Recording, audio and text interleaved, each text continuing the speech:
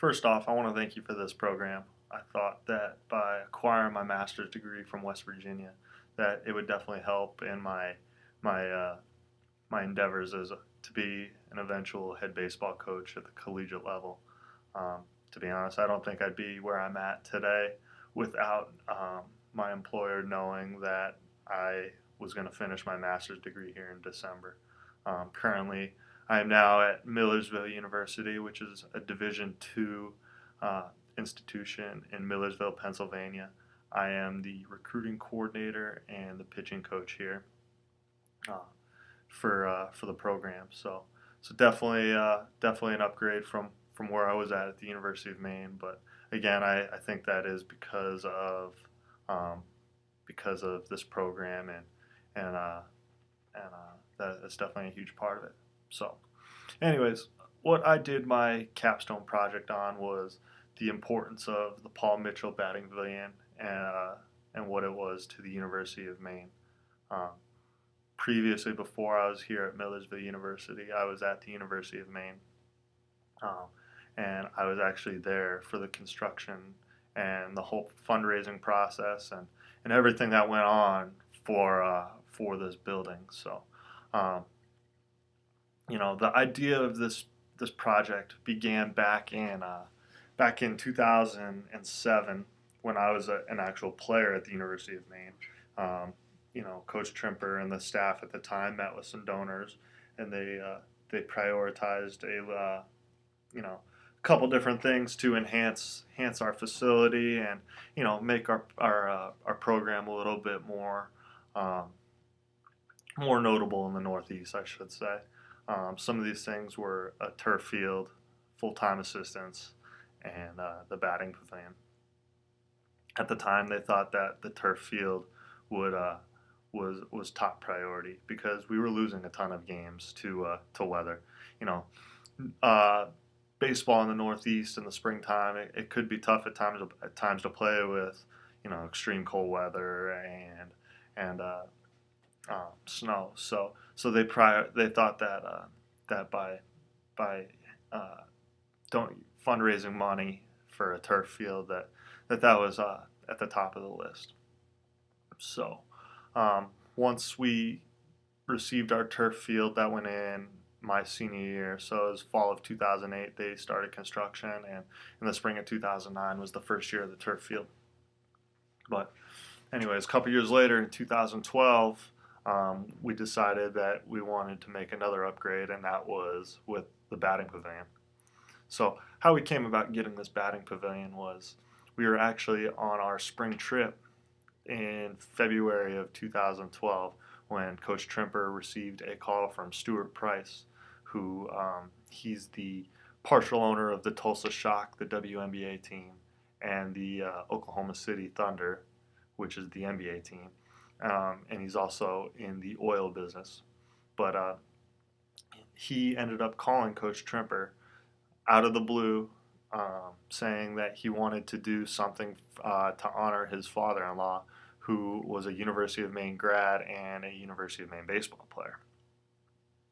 Coach Trimper threw some ideas at him. It went from being a rock on campus with a plaque on it to a bench to this building.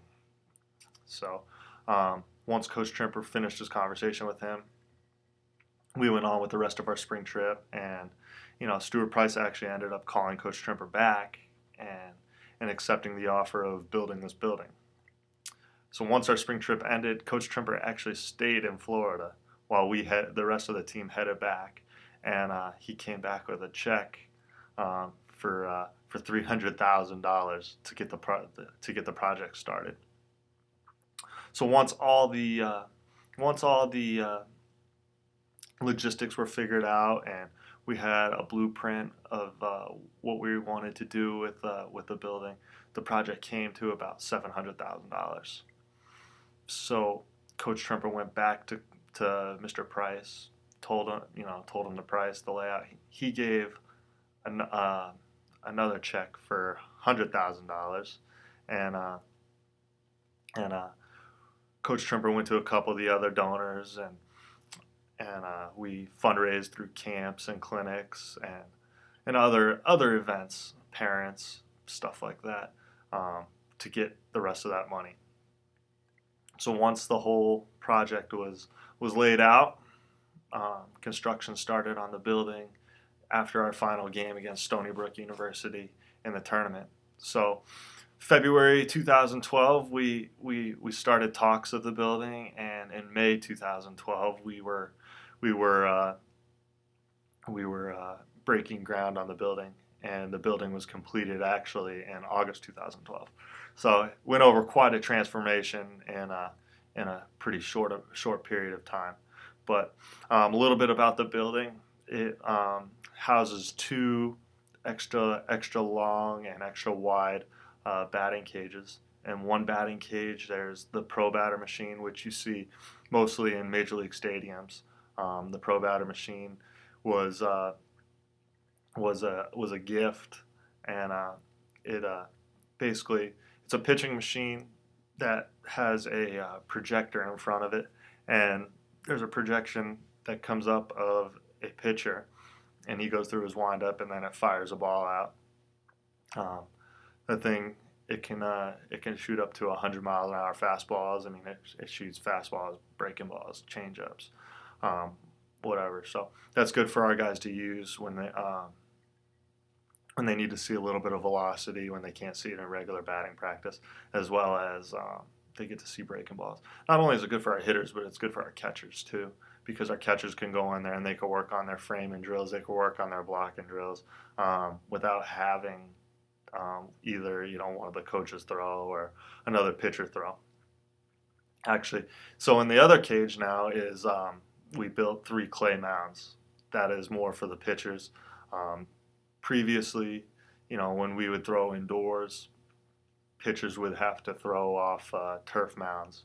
So this is a good chance for them to throw off dirt mounds, clay mounds, because that's what we throw off in the spring anyways. So might as well throw off those when we're practicing in the wintertime. The pavilion also houses a little bit of it's a players lounge. So they have some couches, they have a TV, a flat screen TV, they have the Apple TV, they have the Xbox, they have everything they need there. A little bit spoiled, but they definitely have everything they need in there to be successful. One thing with the Apple TV that we thought would be beneficial is we all have iPads, and through the cloud we can actually go through the Apple TV, and it projects on the TV. So we could take video of a guy, and he could step out of the cage, and he could go over to the flat screen TV, and he can get instant feedback from his reps that he was taking in the cage. But so why I chose to do this project was because from 2012 to the 2013 year, we saw significant increases in our wins and losses, our team batting average, our team on base percentage, and our team slugging percentage. So what I wanted to see was the correlation between other schools that have a similar facility like ours at the University of Maine, and kind of compare and contrast and see if there was a correlation between their numbers as well when they received their new building. So in 2012, we were 28-28 at the University of Maine, 500, very average. We hit 290 as a team. We had a 371 on base percentage and a 398 slugging percentage. In 2013, our numbers went up significantly. We were 37-22. We won the America East regular season title. We had a team batting average, which was 305, which was top 15 in the country for Division I. A team on base percentage of 378 and a team slugging percentage of 410. So, like I said, our numbers went up pretty significantly. So, what I decided for this project was I wanted to research some other schools that had a similar facility. So, the first school I looked at was the University of Mississippi. They got their building in 2002. So, in 2002, they were 37-19. Their team batting average was 318. Their team on base percentage was 394, and their team slugging percentage was 455. In 2003, the year after, 1 year after having that facility, they were 35-27. Had a batting average of 284, an on-base percentage of 358, and a slugging percentage of 410. So their numbers went down a little bit. The next school I looked at was the University of Nebraska, and they got their building in 2010. In 2010, they had 27 and 27. They had a team batting average of 301, a team on base percentage of 391, and a team slugging percentage of 461. In 2011, they were 30 and 25, which was an increase from the year before. But their team batting average went down a little bit to 270. Their on base percentage went down a little bit to 359, and their slugging percentage went down to 383. After Nebraska, I looked at Texas A&M University, and again, they received their batting pavilion in 2003, and they were 45 and 19. They were pretty legit. They had a team batting average of 303, a team on base percentage of 377, and a team slugging percentage of 455. In 2004, they were 42 and 22. Again, a very respectable record. Team batting average of 300, team on base percentage of 382, and a team slugging percentage of 430. And then the final school I looked at was the University of Notre Dame. They received their batting pavilion in 1999, so a little bit difference in time there, but they were 43 and 18. They had a team batting average of 307, a team on base percentage of 374, a team slugging percentage of 484. In 2000, 1 year after, they were 46 and 18. They had a batting average of 299, an on base percentage of 359, and a slugging percentage of 449.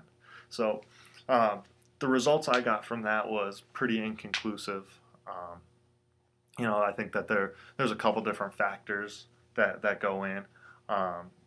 These are all Division I institutions. They are Division I baseball programs. However, they might not be receiving the same caliber of student athletes that the University of Maine are. I know these are all big-time conferences. They're bowl conferences, which is the correct term now. And the America East, the conference that the University of Maine is mid-major.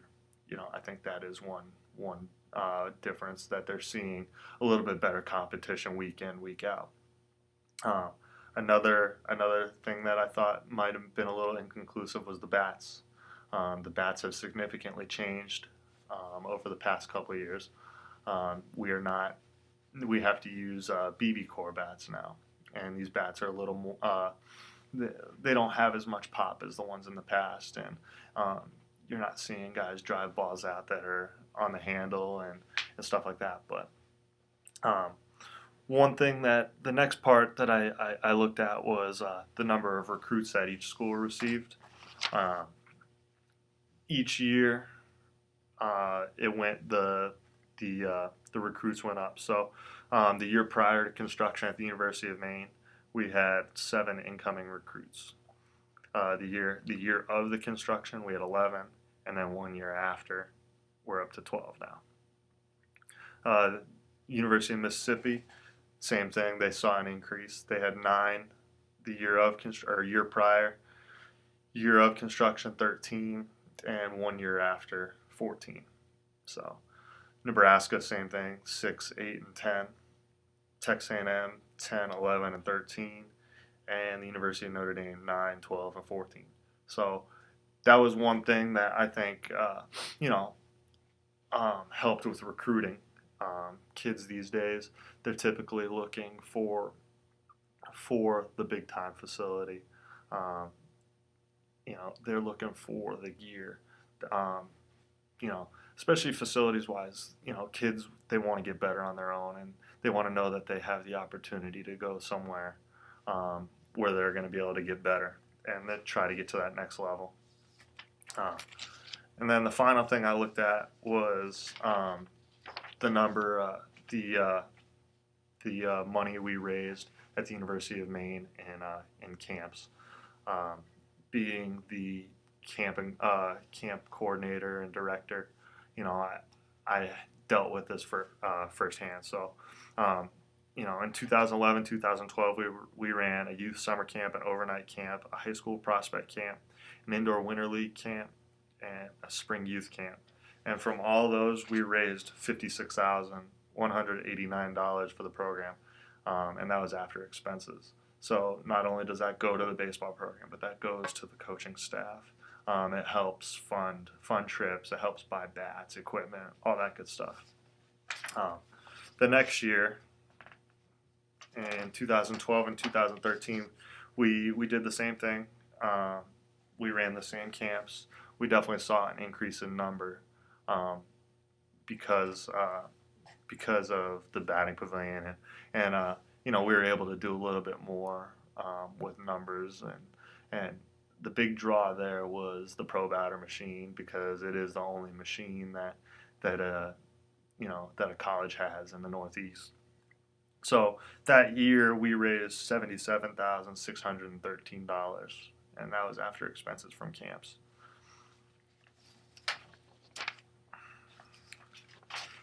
Finally, the goals of this project, I definitely wanted to see if there was a correlation, because I think that um, by the amount of time that our guys spent in that batting pavilion, I definitely think it had a correlation to the year that we had.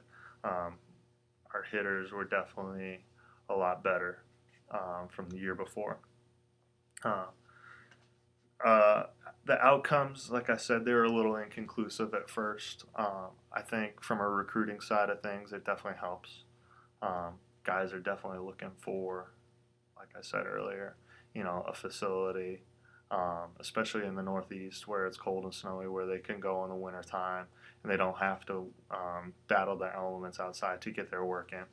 Uh, and benefits, you know, not only for our guys but for the coaching staff. It, you know, it helps fund, it helps put a little money in our pockets. It also, you know, it also benefits the university, because the university is seeing money, and this is a time where, you know, budgets are a little tighter right now. I talked a little bit in my paper about programs that are dropping baseball because they can't fund it. This past week, Temple University is one of those schools that dropped baseball. In the past, you've seen the University of Vermont drop baseball, University of Northern Iowa. The list goes on and on and on, and it's definitely It's helping fund our program. So, so it's definitely keeping it stable there at the University of Maine. Um, you know, and then just in conclusion here a little bit.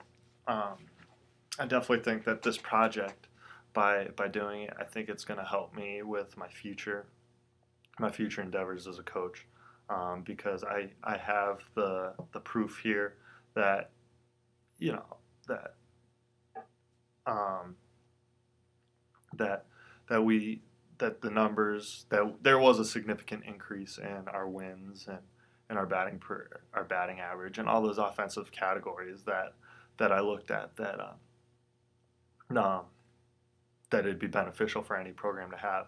And also for recruiting, you know, we did see a jump in all the numbers for recruiting. And then finally in camps and clinics and funding a program. So, um, again, I definitely thought that this was a very beneficial program for me. Um, I'm hoping that from what I've learned in the program, that it's only going to help further my career endeavors. Thank you, and thank you.